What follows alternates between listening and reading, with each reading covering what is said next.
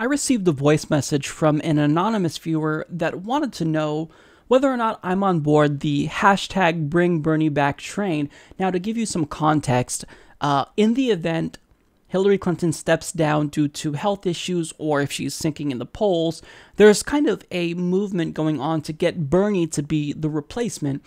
Now, as someone who's been critical of Bernie Sanders as of late, this viewer wanted to get my take on the issue. So let's hear him out and then I'll respond. Hi, Mike. I'm just wondering what's your opinion on people calling for bringing Bernie Sanders back now that Hillary is in a pretty bad state, also with her health.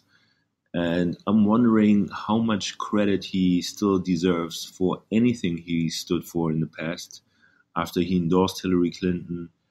After recently, you can really see that he basically refuses to speak out against her or anything she has done or anything she's planning to do, not supporting, Tim Canova, and basically kind of abandoning everything he stood for. So I don't think he deserves any credit looking forward that he actually just, doesn't want to elect Donald Trump. And then if he would be put in place, then he would actually deliver on his former, promises.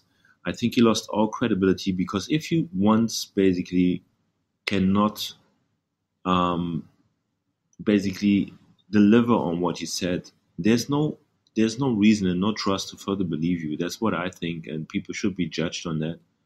And even though Bernie Sanders did something tremendously for the progressive movement, I think we have to look for new faces, new people like Jill Stein, and basically completely ditch people like Bernie and, of course, Warren Elizabeth.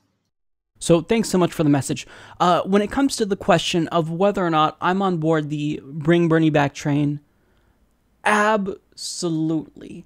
And let me say this, even though I've been critical of Bernie Sanders relatively, I don't think he's done anything that's unforgivable. Whatever Bernie Sanders did, I just disagree with him. And it's not something that I believe, sours my opinion of him forever. And I'm not willing to burn that bridge entirely because of these things. I mean, you're never going to agree with someone on 100% of the issues. You're always going to have at least minor disagreements with them. So the fact that I disagree with Bernie Sanders on certain issues and, him abandoning Tim Canova, being a surrogate for Hillary Clinton, I disagree with those things, right? But none of these things would discourage me from voting for Bernie Sanders if I did, in fact, have the option. I mean, yes, I love Jill Stein, but Bernie Sanders was my first choice because it would have been easier to get him elected. I mean, with our political institutions, even though I'm voting for Jill Stein, I very well acknowledge the fact that either one of the two mainstream candidates will win. So it's going to be between Hillary Clinton and Donald Trump. Now, our vote for Jill Stein is still important and it's meaningful if you will be voting third party, but it's not going to be the case that either Jill Stein or Gary Johnson wins. They're not even in the debates. And look, when it comes to criticizing Bernie Sanders and Elizabeth Warren, that doesn't necessarily mean that I want to burn the bridge built between them and progressives, because I do still like these individuals. And, that may not seem like it because I'm very critical of them, but I think that we can like these people and be critical of them and still hold their feet to the fire. And that we should do that because, it's difficult if you're in Congress for so long, even though Bernie Sanders is in touch with what voters want. I think that you still have to talk to voters to know what they want. So by us communicating our frustration with him and Elizabeth Warren, I think this will keep them in check to a certain degree. Probably Bernie Sanders more than Elizabeth Warren, since she's much less inclined to listen to us than Bernie is. But I think that we still have to hold their feet to the fire. But if it came down to Bernie Sanders being the Democratic nominee, which I don't think that's going to happen, if he replaced Hillary Clinton, no way she's going to step down. I just don't think it's going to happen. But if I had the opportunity to vote for Bernie Sanders as the Democratic nominee, would I do it?